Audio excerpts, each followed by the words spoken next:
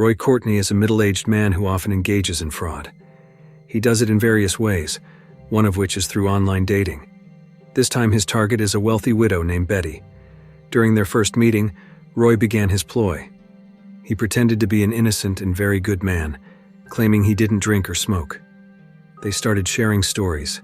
Betty said that her husband had died a year ago, and now she only had one grandson.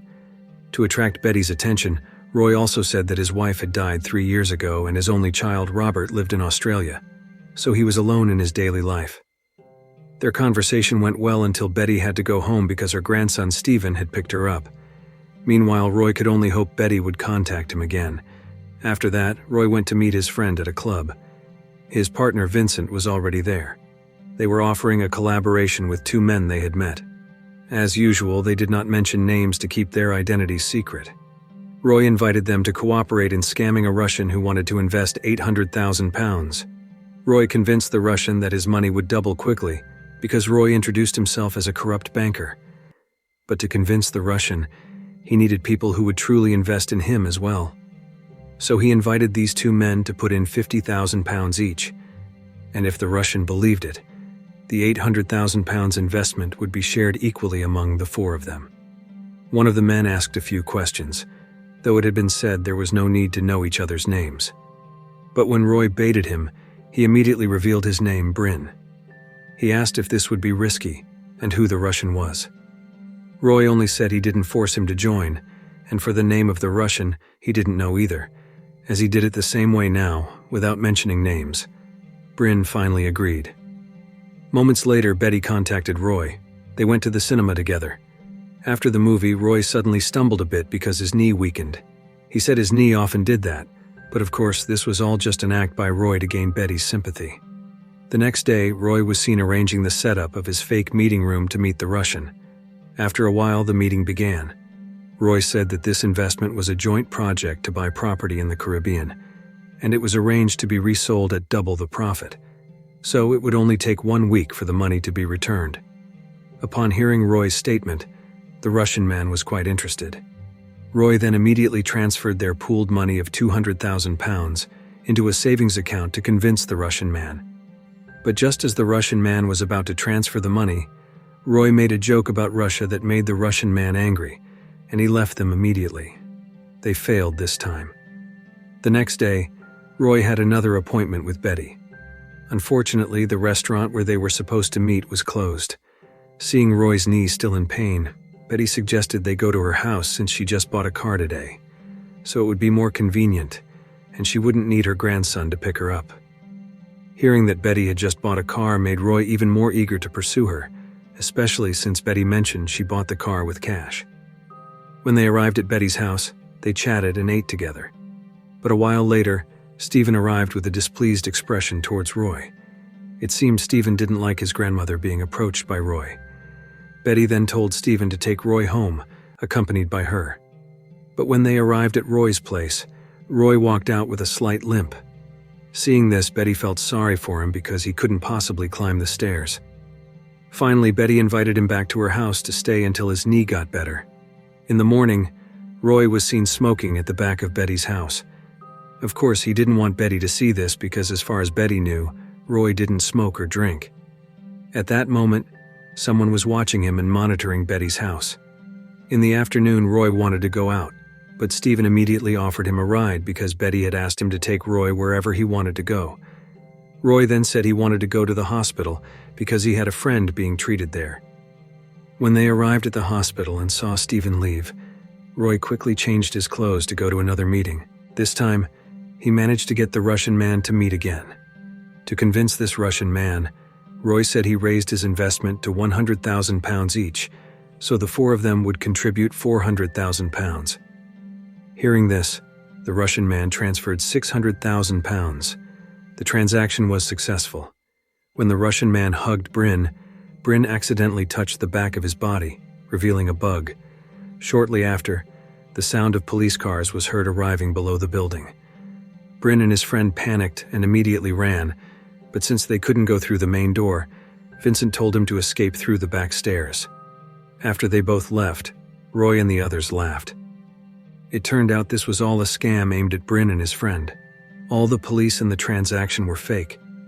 The only truth was that Bryn and his friend had transferred £200,000, and as they now realized, Roy and Vincent must have been caught by the police, so they couldn't possibly get that money back. After that, Roy pretended to be at the hospital to be picked up by Stephen again.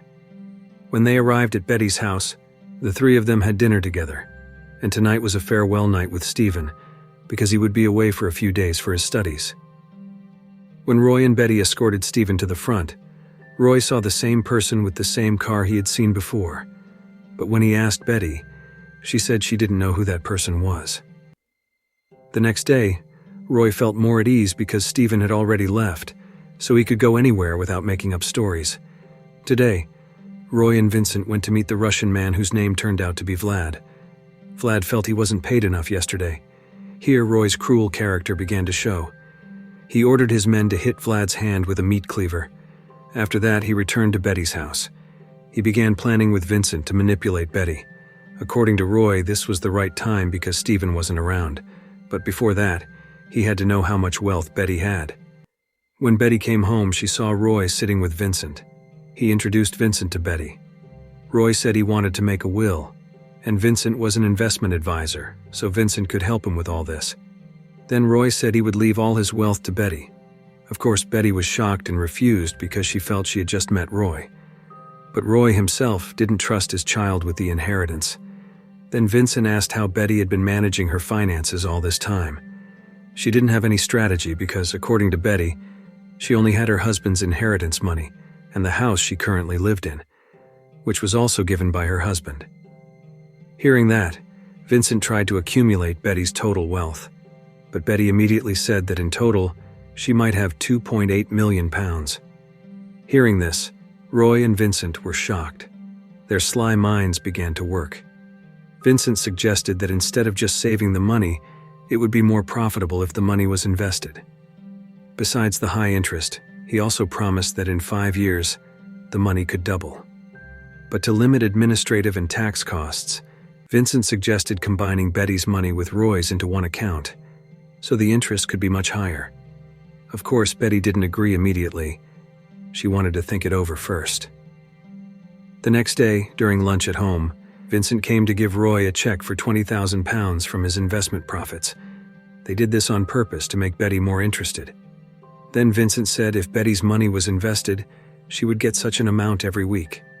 But in the middle of the conversation, suddenly Stephen came back earlier than planned.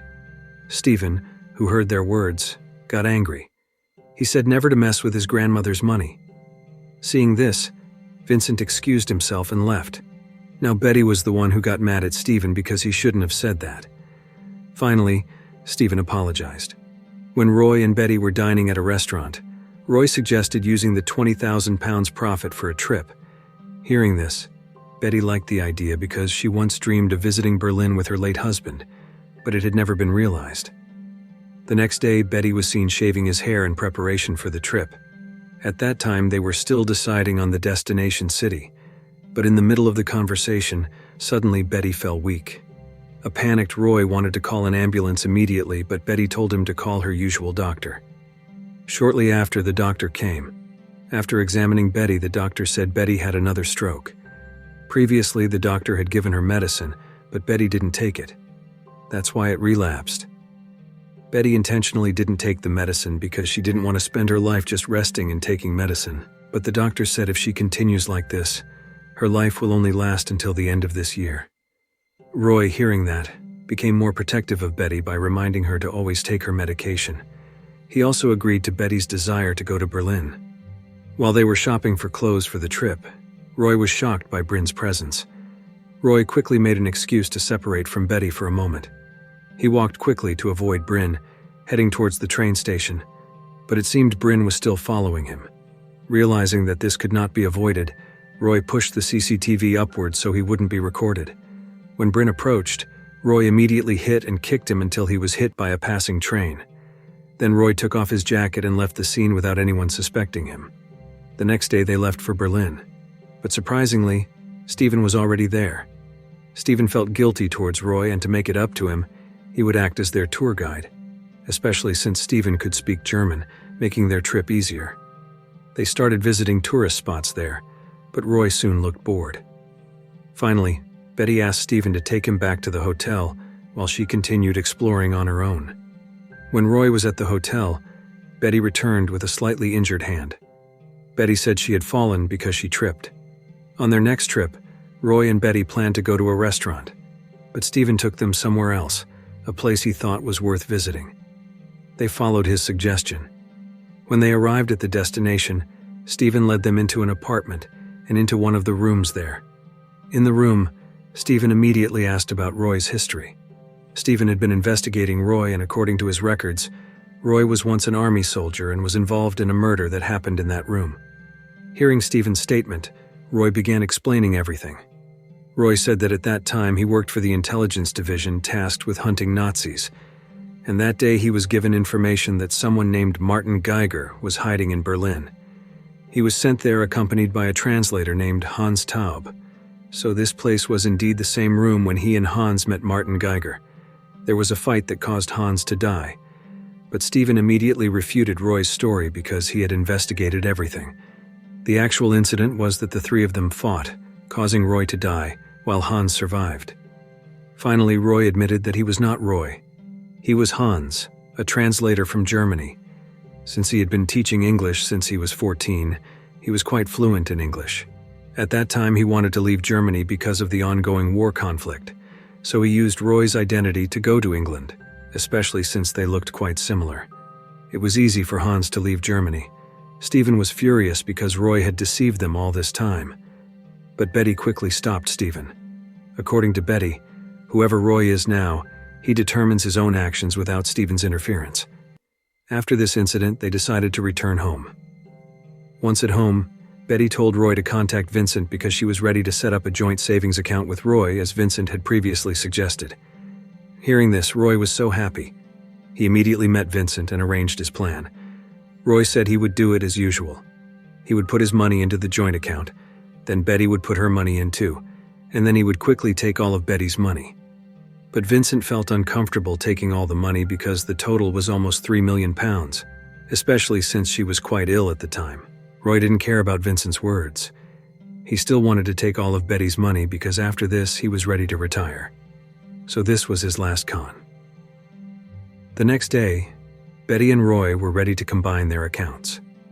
Vincent explained that they were each given a keypad to transfer their funds to the account in the Caribbean. When it was time to transfer, Betty was a bit hesitant to transfer all her money considering her health condition. But Roy reassured her by transferring all his money first, amounting to £3.8 million. Betty was quite shocked. It turned out Roy had more money. But to convince Betty, Roy had to do it. Finally, Betty transferred all her money. Then they had to input a joint password. Betty suggested using the name of the flower in her display case, which was Lily. After Vincent left, Roy pretended that his son Robert had just arrived in London and invited him to meet that night. Of course, Betty immediately suggested that Roy should go meet him. According to the plan, Roy then prepared to leave Betty. He packed his essentials into a bag, but before leaving, Betty suggested that Roy bring a drink for the journey. Roy then went to the train station accompanied by Betty. When Roy was at the apartment and opened his bag, he was shocked to find the transaction keypad missing. He called Vincent, but his phone was off. Roy immediately called the bank and asked if he could make the transfer by phone. The bank said he could only make transactions with the keypad. If the keypad was lost, the bank could only replace it in 2 days. Roy was very angry, but had no choice but to return to Betty's place to get the keypad. But when he entered the house, Roy was shocked because all the furniture and belongings were gone. Only Betty was sitting in a chair holding the transaction keypad. She asked Roy why he came back. Roy said that Robert canceled their meeting, but Betty immediately pressed the transfer button for £50,000. Betty suggested that Roy answer honestly, because if he continued to lie, Betty would keep transferring £50,000 from the joint account to another account. Next, Betty asked several more questions, and Roy continued to lie. Roy became increasingly panicked until finally Betty helped clarify. She knew that Roy's real reason for returning was to get the transaction keypad, and she also knew that Roy never had a child. Now Betty urged Roy to realize what had always been in front of him. Roy's eyes were drawn to the painting of the lily flower. At that moment, Roy realized that Betty was the woman he had known long ago named Lily. Flashback to when Lily was very young.